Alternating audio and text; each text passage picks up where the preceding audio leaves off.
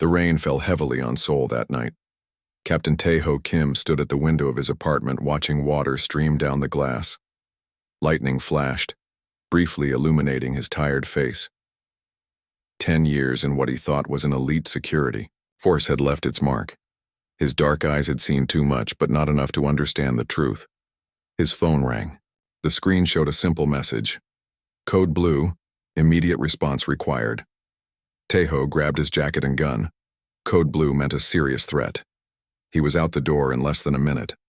The van was waiting for him at the corner. Inside sat Ju-won Park, his most trusted teammate. Ju-won nodded without speaking. 4 other agents sat in the back, weapons ready. "What's the situation?" Tae-ho asked. "Strange energy readings from the old factory district," Ju-won said. "Director Han wants us to check it out. Might be the terrorist group we've been tracking." Tae-ho nodded. For years he had been hunting what he believed were dangerous terrorists. His organization, known only as the Agency, operated in complete secrecy. They answered to Director Han, a stern man who shared information on a need-to-know basis. And apparently, there was much Tae-ho did not need to know. The van stopped a block away from an abandoned factory. Rain continued to pour as the team stepped out and checked their equipment. Tae-ho signaled for them to spread out and approach from different angles. "Keep your eyes open," he said into his radio. "We don't know what we're dealing with." He had no idea how true those words were. The factory looked empty. Broken windows and rusted metal suggested no one had been there for years. But Tae-ho's scanner showed strong energy readings coming from the basement level. "Ju-won, take Min and Sue with you. Cover the ground floor, the rest with me," Tae-ho ordered. Finding the stairs down wasn't difficult. The door to the basement, however, was new. It didn't match the old building at all. It was made of metal that looked too smooth, too perfect. "This isn't right," Tae-ho whispered. He touched the door carefully. It was cold to the touch. When he pushed, it opened silently. A blue light flooded out from the room beyond. Tae-ho signaled his men to be ready as they moved inside. The basement had been transformed. The walls were covered with screens showing data Tae-ho couldn't understand. Strange devices hummed in the center of the room. But what caught Tae-ho's attention was a large glass container filled with a silvery blue liquid that seemed to move on its own. "Call this in," Tae-ho told one of his men. "Tell Director Han we found something." A noise from behind made them turn. 5 people stood at the door. They looked ordinary enough, 3 men and 2 women in simple clothes. But they stood too still, and their eyes reflected the blue light in an unnatural way. "This area is restricted," Tae-ho said firmly. "Identify yourselves." The strangers said nothing. They simply began walking forward in perfect unison. "Stop or we'll shoot," Tae-ho warned, raising his gun. They kept coming. Tae-ho fired a warning shot into the ceiling. The strangers didn't even flinch. "Something's wrong," he said to his team. "Get ready." The strangers attacked with impossible speed. Tae-ho fired at the closest one, hitting him squarely in the chest. What happened next would change Tae-ho's understanding of reality forever. Instead of falling, the man's body seemed to ripple. His skin began to melt, turning into the same silvery blue liquid that was in the container. For a moment, he was just a human-shaped mass of liquid. Then, the liquid reshaped itself. What stood before Tae-ho now was not human. It was tall, with a body like an insect. 6 limbs moved independently, and its head featured multiple reflective eyes. The creature made a high-pitched sound that hurt Tae-ho's ears. The other people began transforming too. "Fire!" Tae-ho yelled. His team's bullets seemed to pass through. The creature's without effect. The liquid simply flowed around the damage, healing instantly. "Fall back," Tae-ho ordered. One of his men wasn't fast enough. A creature grabbed him with 2 limbs. The man screamed as his skin began to blacken where the creature touched him. Tae-ho ran forward, switching his gun to a higher setting. This time when he fired, the creature screeched and dropped his man. The higher-powered round had actually hurt it. "Upstairs now." Tae-ho helped the injured agent as they retreated. They reached the ground floor to find Ju-won and his team, fighting more of the creatures. The bullets don't work well, Taeho shouted to Juwon. Use the highest setting. Together they managed to push back the creatures and escape the building. As they ran to their van, Taeho looked back to see the factory glowing with intense blue light. Then suddenly, the light vanished. Back at headquarters, medical staff took care of the injured agent. Taeho waited outside Director Han's office, still in his wet clothes. His mind raced with questions. What were those things? Why did they look human at first? Why had no one told him such creatures existed? The door opened. Director Han motioned for Taeho to enter. Han was a tall, serious man with gray hair. His office was simple, with few personal items. Your report is troubling, Captain, Han said after listening to Taeho's account. But not unexpected. Not unexpected? Taeho couldn't hide his surprise. Sir, with all respect, we just fought creatures that can look human. This isn't the terrorist group we've been tracking. No, it isn't, Han agreed. It's much more than that. He pressed a button on his desk. A hidden door in the wall slid open. It's time you learned the truth. Han led Taeho down a long corridor and into an elevator that required a retinal scan. They descended for what felt like a long time. When the doors opened, Taeho found himself in a massive underground facility. People worked at advanced computers. Maps on giant screens showed locations all over the world, marked with the same blue light he had seen at the factory. Welcome to the real agency, Captain, Han said. What you know is just the surface, the public face. They walked through the facility until they reached a laboratory. Inside, a woman was studying samples of the silvery blue liquid.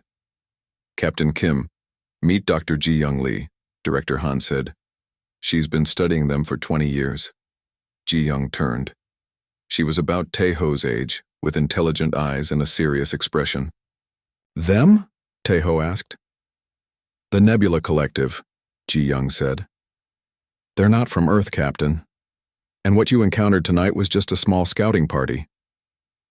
Not from Earth, Taeho repeated, trying to process what she was saying. We've been fighting them for nearly 50 years, Director Han said. A war the public never knew about. Until now you didn't either. But things are changing. They're planning something bigger. An invasion, Ji-Young added. And we may be the only ones who can stop it. Taeho looked at the screens, the labs, the technology he had never seen before. His world had just become much bigger and much more dangerous. I think you better start from the beginning, he said. 6 months had passed since Taeho learned the truth. The world outside continued as normal. People went to work, children played in parks, and life moved on without knowing the danger that lurked among them. But for Taeho, everything had changed. He now worked in the underground facility, training daily with special weapons designed to fight the aliens. The basement levels were a different world. Scientists worked alongside soldiers. Strange technology hummed everywhere. Focus, Captain, Ji-Young said as she adjusted the device on Taeho's temple. This might feel strange. Taeho sat in a metal chair in Ji-Young's lab. Wires connected him to machines he didn't understand. For months, Ji-Young had been working on something to help them identify the aliens when they were disguised as humans. How long have you known about them? Taeho asked as she worked. Too long, Ji-Young replied. Her hands moved quickly over the controls. I was just a student when they found me. I saw one of them change by accident. Instead of killing me, Director Han brought me in. She pressed a button. Pain shot through Taeho's head. He gripped the chair arms tightly. Sorry, Ji-Young said. The neural implant needs to connect with your visual cortex. The pain will stop soon. When it did, Ji-Young handed him a tablet showing what looked like an ordinary family photo. What do you see? She asked. A family, parents, 2 children, Taeho said. Look again. Really focus on them. Taeho stared at the image. Suddenly the father in the photo seemed to shimmer. A faint blue outline appeared around him. His eyes reflected light in an unnatural way. The father, Taeho said. He's one of them. Ji-Young smiled. The implant works. You can now see through their disguise, not completely, but enough to identify them. How many are there? Taeho asked, looking up from the tablet. More than we thought. They're in governments, businesses, even our own military. She lowered her voice. That's why you've been chosen for this implant. We need people we can trust. Later that day, Taeho met with Ju-won in the training room. His friend had also received the implant.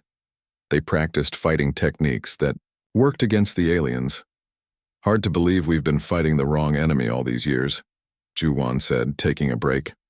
All those terrorist cells we took down, thinking we were protecting people. We were protecting people, Taeho corrected him. We just didn't know from what. That evening, Taeho was called to Director Han's office. He was given a new mission: attend a diplomatic event and identify any aliens present. We believe several high-ranking officials have been replaced, Director Han explained. Your implant makes you one of the few who can see them. Take no action. Just observe and report back. The event was held at a luxury hotel. Taeho wore a formal suit and carried a concealed weapon that fired energy pulses instead of bullets. Ju-won accompanied him, positioned at the other side of the room. Taeho moved through the crowd of politicians and business leaders. His implant allowed him to see what others couldn't. Most people appeared normal, but occasionally, someone would have that telltale blue shimmer. He counted 3 aliens among the staff and 2 among the guests. Then he saw something that made his blood run cold. The Minister of Defense had the blue shimmer around him. One of South Korea's most powerful military leaders was an alien. Taeho casually took photos with a special camera built into his watch. He needed proof to show Director Han. As he was about to leave, the minister approached him. Enjoying the party, Captain Kim? The minister asked with a smile that didn't reach his eyes. Taeho kept his face neutral. Yes, sir. A fine event. I don't recall seeing you at these functions before, the minister said, studying him closely. First time, sir. I'm just filling in for a colleague. The minister nodded slowly. Well, enjoy your evening, Captain. I'm sure we'll meet again soon. The way he said it sounded like a threat. Taeho watched him walk away, wondering if his cover was blown. Back at headquarters, Taeho went straight to Director Han's office to report what he had seen. But Han wasn't there. According to his assistant, the director had left suddenly 3 days ago. No one knew where he had gone. This was unlike Han, who never took time off. Concerned, Taeho went to find Ji Young. Her lab was empty too. A half-drunk cup of coffee sat on her desk. Her computer was still on, running some kind of program. Something wasn't right. Taeho found Ju-won and shared his concerns. Let's check the security logs, Ju-won suggested. They went to the security office. Using Taeho's clearance, they reviewed footage from the past week. There, Taeho pointed at the screen. The footage showed Han leaving his office late at night, carrying a briefcase. He looked nervous, checking over his shoulder as he walked. This wasn't the confident director they knew. When was this? Ju-won asked. 4 nights ago, and look who he's meeting. The camera showed Han entering a room with the Minister of Defense, the same man Taeho had identified as an alien. We need to see what's in Han's office, Taeho decided. Using their security clearance, they entered Han's private office and began searching. Behind a painting, they found a safe. It took them an hour to crack it. Inside was a single file labeled Genesis Protocol. The contents made no sense at first: technical diagrams, coordinates, and coded instructions. But as they pieced it together, a disturbing picture emerged. This isn't a defense plan, Ju-won said, looking pale. It's the opposite. These are instructions to disable our planetary defenses. Taeho stared at the documents. Han is working with them, or he's been replaced, Ju-won finished. We need to find Ji Young. She'll know what to do. As they were about to leave, the door opened. 3 security officers entered, weapons drawn. Captain Kim, Officer Park, one said. You're both under arrest for treason. By whose orders? Taeho demanded. Acting Director Min-ho Song. Min-ho was their teammate, someone they had worked with for years. This is a mistake, Ju-won said. We need to speak with Min-ho. He specifically said you would resist, the guard replied. We have orders to use force if necessary. Taeho noticed the faint blue shimmer around one of the guards. He glanced at Ju-won, who had seen it too. In a swift move, Taeho knocked the lamp off the desk. The room went dark. Using the confusion, they fought their way past the guards and ran down the corridor.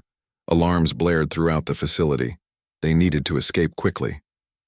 "The emergency exit in Sector 7, Ju-won suggested as they ran. They made it to the exit, fighting off security along the way.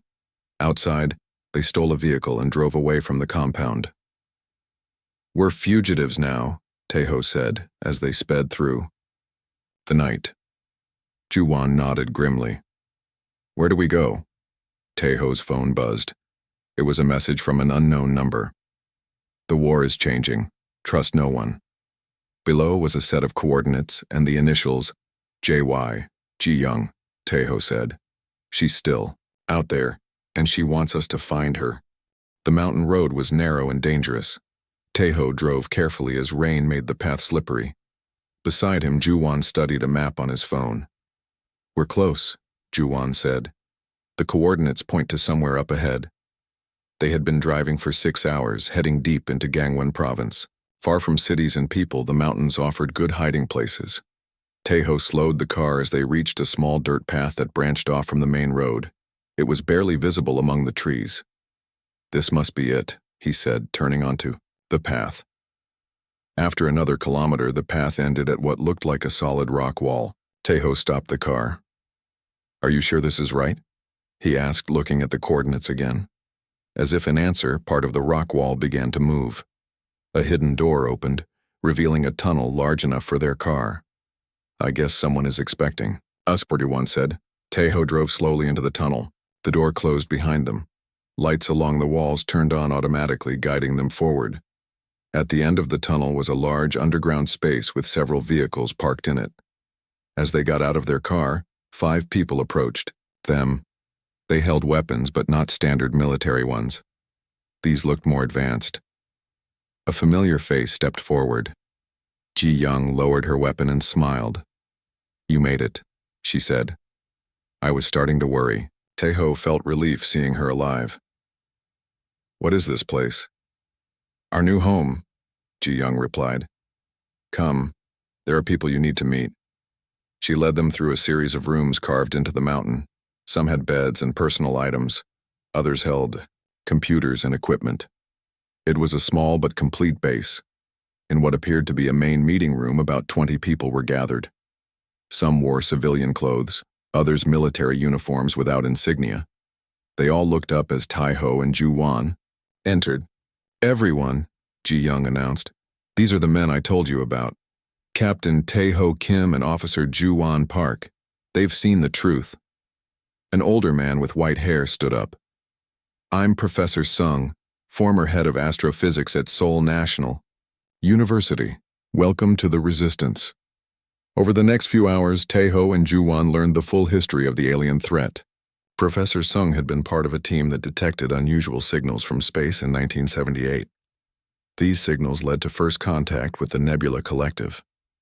They came with offers of friendship and technology, the professor explained, showing old photos and documents. "Our governments were afraid of public panic, so everything was kept secret.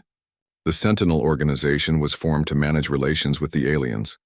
A former military general named Kang took over the story. At first, things seemed good. They gave us medical advances, new energy sources, but they always wanted more access, more involvement in our affairs." "When did you realize their true intentions?"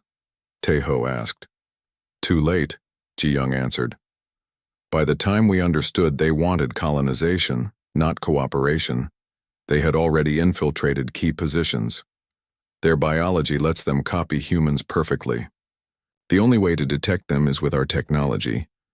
The resistance had been formed by people who discovered the truth independently and managed to escape. Scientists, soldiers, doctors, and ordinary citizens, all united by the knowledge that humanity was being quietly invaded." "What about the Genesis Protocol?" Ju-won asked. "We found documents in Director Han's office." A technician brought up images on a screen. "The Genesis Protocol is their final step. It will disable our satellite defenses and communication systems. Once activated, there will be nothing to stop their colony ships from landing. Colony ships? Tae-ho asked. Ji-young nodded grimly. We've detected large objects moving toward Earth from beyond Mars. We believe these are ships carrying their main population. The infiltrators were just the first wave.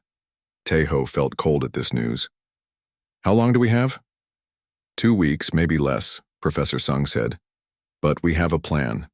The Resistance had developed a signal disruptor that could temporarily force the aliens to reveal their true forms. If broadcast during the upcoming Global Security Summit in Seoul, it would expose the alien presence to the world. World leaders will be there, General Kang explained, including many who have been replaced. When they transform on live television, no one will be able to deny the truth. You'll help us get into the summit, Ji-young told Tae-ho. With your Sentinel clearance, we can bypass security. Tae-ho agreed to help. For the next few days, he worked with the Resistance, learning about their equipment and helping train their fighters. Some had military background, but others were civilians who had never held a weapon before. Keep your distance if you can, Tae-ho instructed during a training session. Their touch can burn human skin. Aim for the center mass. High-energy weapons work best. Meanwhile, Ju-won helped their technical team improve the signal disruptor. His experience with Sentinel technology proved valuable. On the 5th day, as Tae-ho was finishing training, an alarm sounded throughout the base. Everyone rushed to defensive positions. What's happening? Tae-ho asked Ji-young as they ran to the command center. Someone's approaching, she replied, face tight with worry. And they're not using the access codes. The security screens showed a squad of people moving through the forest toward their hidden entrance. They wore Sentinel uniforms. How did they find us? Ju-won asked. That's not important now, General Kang said. We need to defend the base or evacuate. Tae-ho looked closer at the screens. I know the leader. It's Min-ho Song, my former teammate. As they watched, Min-ho directed his team to set up equipment. They appeared to be preparing to breach the hidden door. We can't let them take the signal disruptor, Ji-young said. It's our only hope. Evacuate the non-combat personnel, General Kang ordered. The rest of us will hold them off. People began moving quickly, gathering essential equipment and data. The technicians carefully packed the signal disruptor. Tae-ho, Ju-won, and 10 others prepared to defend the entrance. They set up barriers and readied their weapons. Just like old times, Ju-won said to Tae-ho, trying to sound brave. Except now we're fighting our own people. They might not be our people anymore, Tae-ho reminded him. Check with your implant. The attack came suddenly. An explosion rocked the hidden door and smoke filled the entrance tunnel. Sentinel agents poured in, firing as they came. Tae-ho could see through his implant that at least 3 of the attackers had the blue shimmer of aliens. The others were human, likely unaware they were working for the enemy. Try not to kill the humans, Tae-ho called to his team. They don't know the truth. The battle was fierce but short. Despite their preparation, the Resistance fighters were outnumbered. 2 were killed and several were wounded. Tae-ho saw Min-ho advancing toward him, weapon raised. Stop this, Min-ho, Tae-ho called. You don't understand what's happening. I understand perfectly, Min-ho replied coldly. You've betrayed everything we stand for. Before Tae-ho could explain, an explosion from deeper in the base rocked the ground. Smoke and fire filled the corridor. Taking advantage of the confusion, Tae-ho grabbed Ju-won, who had been hit in the arm, and retreated. They made it to the back exit, where Ji-young was helping load the last equipment into vehicles. We lost the base, Tae-ho told her. And some good people. But we saved the signal disruptor, she replied, and most of our team. As they drove away in separate vehicles, taking different routes to their backup location, Tae-ho couldn't shake the feeling that their defeat had been too quick. How had Sentinel found them so easily? The uncomfortable answer formed in his mind. There must be a traitor among them. Water dripped from pipes overhead. The abandoned subway station was cold and damp, but it provided shelter from those hunting them. The Resistance had lost 8 people in the attack on their mountain base. Many more were injured, including Ju-won. whose arm was now in a makeshift sling. Taeho watched as survivors set up equipment in different parts of the station. Their faces showed exhaustion and fear. This hidden place beneath Seoul was their last hope, a temporary base from which to launch their desperate mission. "How did they find us?" Professor Sung asked during a small leadership meeting. "Our location was known only to people in this room." "Someone talked," General Kang said, his voice hard. "Or someone was followed." Eyes turned to Taeho and Ju-won, the newest members of the group.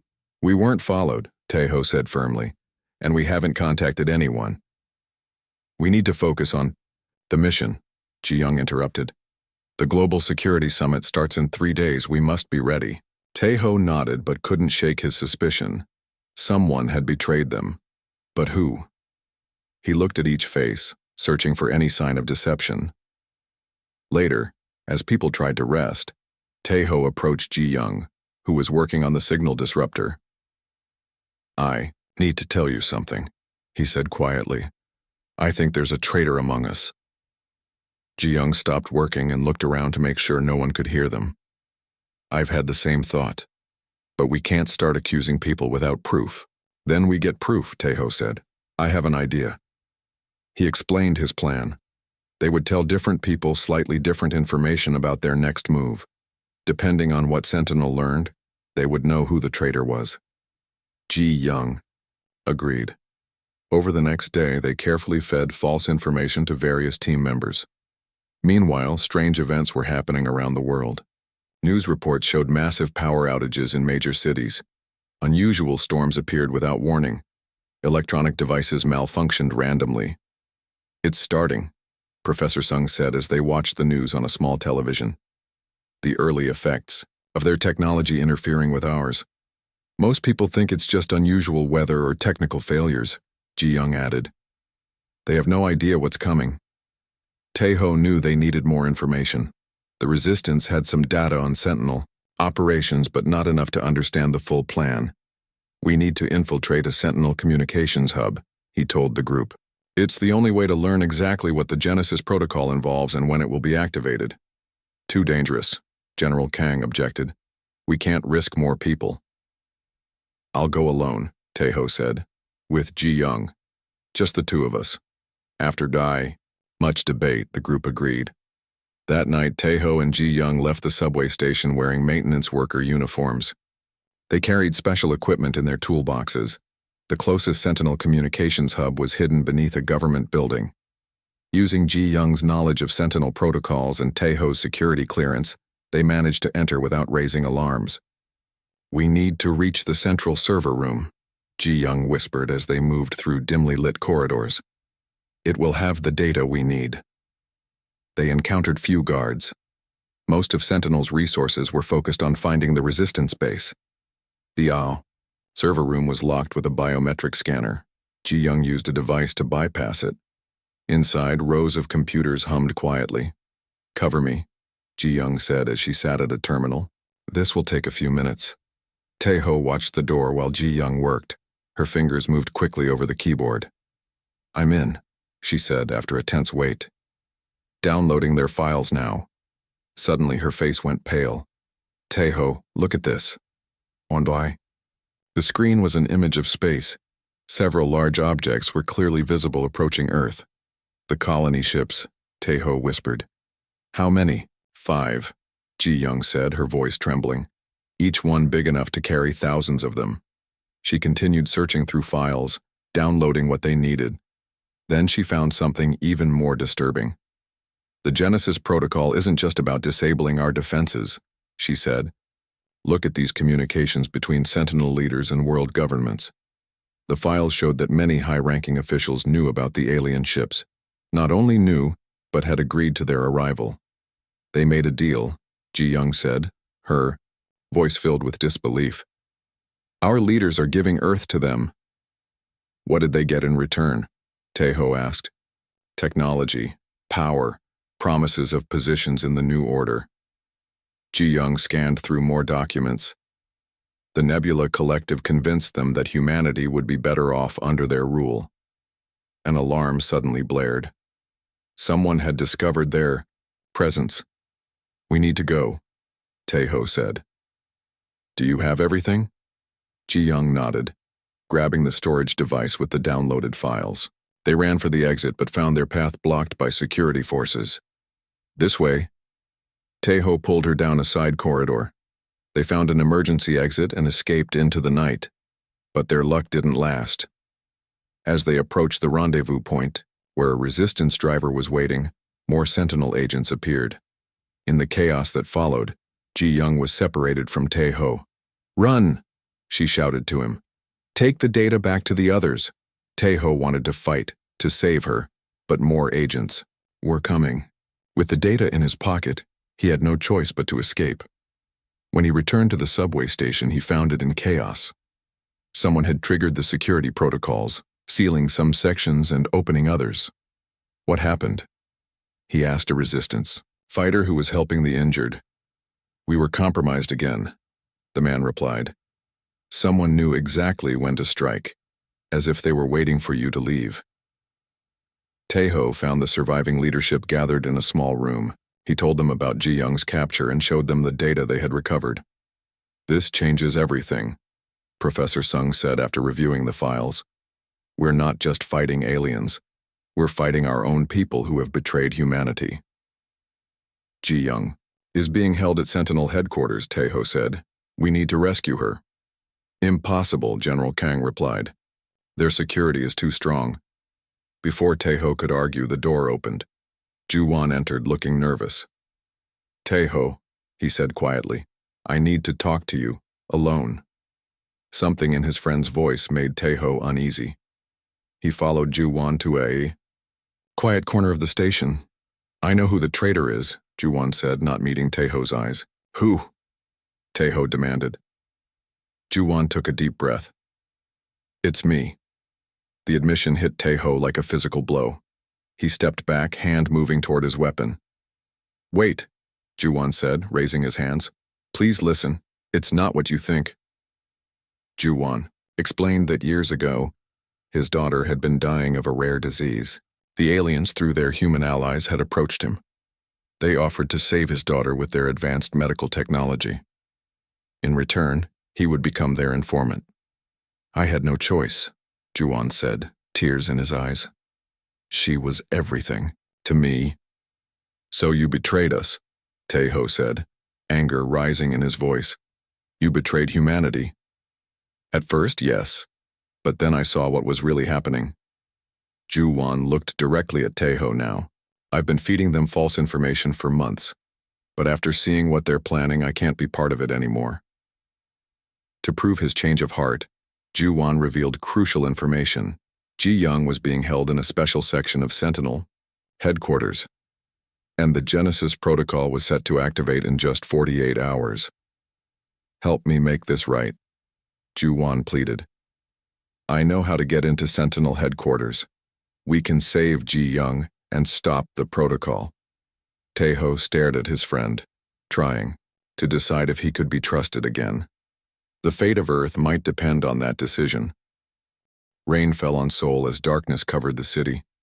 Most people hurried home, unaware that this might be the last normal night Earth would ever know. In the shadows, 12 figures moved quietly toward the massive Sentinel headquarters building. Tae-ho led the small team of resistance fighters. After much debate, they had agreed to trust Ju-won and follow his plan to enter the building. The fate of Ji Young and possibly the entire world depended on their success. "Remember," Tae-ho told the team, "we have 3 objectives. Find and rescue Ji Young, stop the Genesis protocol, and broadcast the truth to the world." Ju-won had provided his access codes, explaining that they should still work if his betrayal remained unknown to Sentinel leadership. The resistance had divided into 3 groups. Tae-ho would lead the team to find Ji Young. Professor Sung would take technicians to the broadcast center. General Kang would lead soldiers to the control room to stop the Genesis protocol. They approached a service entrance. Tae-ho held his breath as Ju-won entered his code. After a tense moment, the door unlocked. "Good luck," Tae-ho said as the team separated. Ju-won led Tae-ho and 3 fighters through service corridors. They avoided security cameras using a map Ju-won had memorized. "She'll be in the special research section," Ju-won whispered. Level B3. They took stairs instead of elevators to avoid detection. At level B3, 2 guards stood outside a secure door. Taeho signaled his team to wait while he moved forward alone, wearing a stolen sentinel uniform. "Relief shift," he said to the eye. "Guards. Director's orders." The guards looked suspicious. "We weren't told about any shift change." Taeho saw the blue shimmer around one guard through his implant. An alien. Before they could raise an alarm, Taeho gave a signal. His team fired stun weapons from the shadows. The guards fell without a sound. Using the guards' access cards, they entered the research section. The room was filled with advanced equipment. In the center, Ji Young was strapped to a table. Scientists worked at computers around her.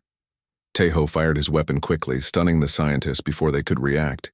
He rushed to Ji Young's side and removed the restraints. "Taeho," she said weakly. "They know everything. They were in my mind, searching for information." "Can you walk?" he asked, helping her sit up. She nodded. "They wanted to know about the signal disruptor. I tried not to tell them." "Did they find out?" "I don't think so. But they know we plan to broadcast something during the summit."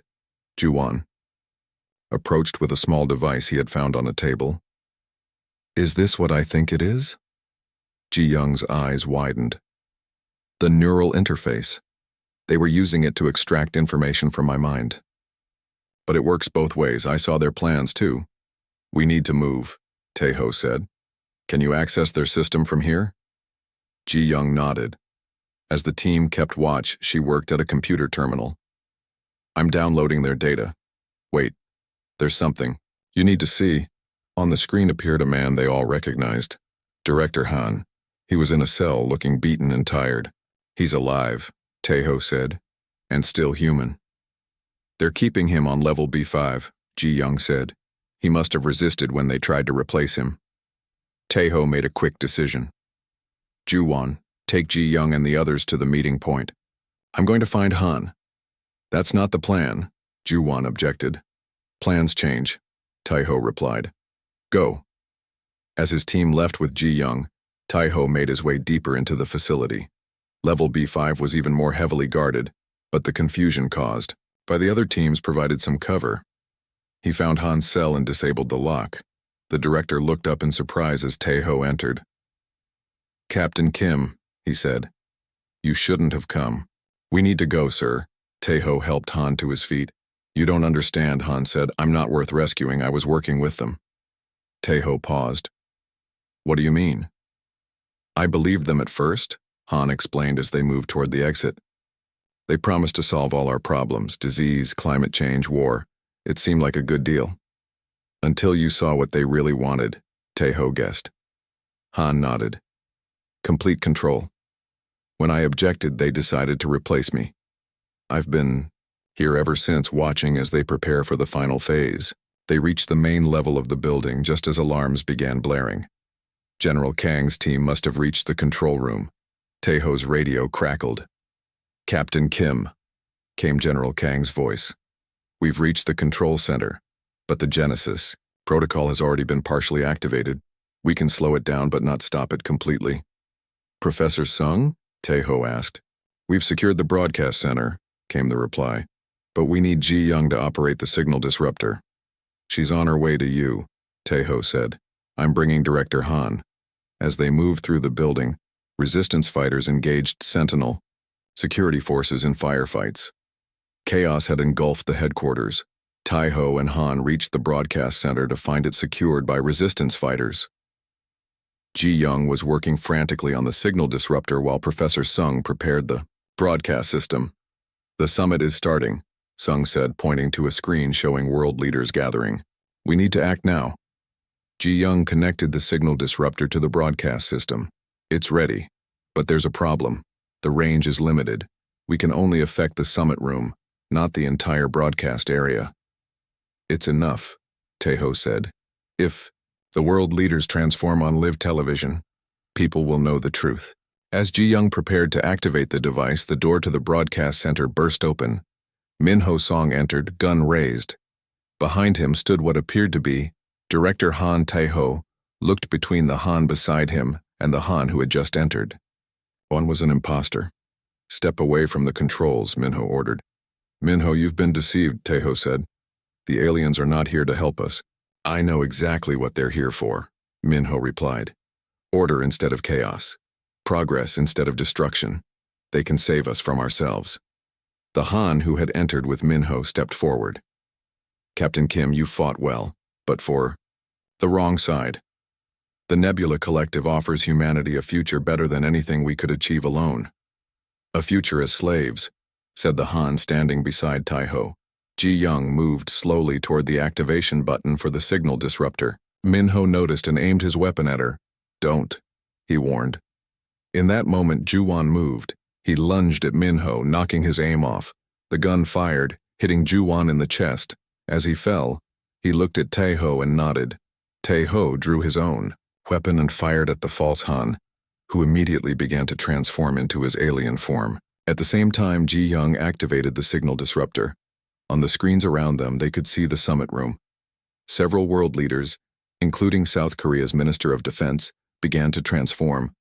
Their human forms melted away, revealing their true alien bodies. Cameras captured everything as horrified humans ran from the room.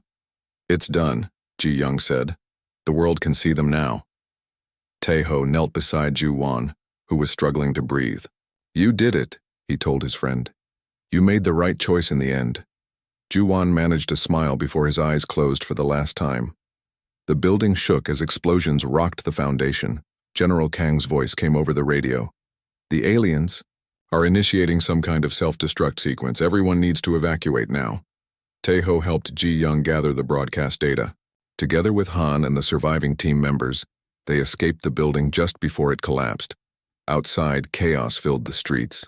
The broadcast had reached millions. People were panicking, but they were also finally aware of the threat. In the days that followed, humanity began to unite against the alien presence. Military forces, no longer held back by compromised leaders, moved against known alien strongholds. The colony ships were detected by telescopes worldwide, making it impossible for governments to deny their existence. 1 month later, Taeho stood atop a building in Seoul, watching as new defense installations were constructed across the city. Beside him, Ji Young looked up at the night sky where the colony ships could now be seen with the naked eye. They're still coming, she said. But now we're ready for them, Taeho replied. The whole world is ready. Han approached, now serving as advisor to the new unified defense force. We were never meant to know about this war, he said. But now that we do, we'll fight it together. Ji Young nodded, her eyes still on the distant ships. The truth has set us free, she said. Now we have to make sure it keeps us alive. Taeho looked out over the city, where ordinary citizens trained alongside soldiers. For the first time, since learning the truth, he felt hope. Humanity knew its enemy now. The war they never knew had become the war everyone would fight, together.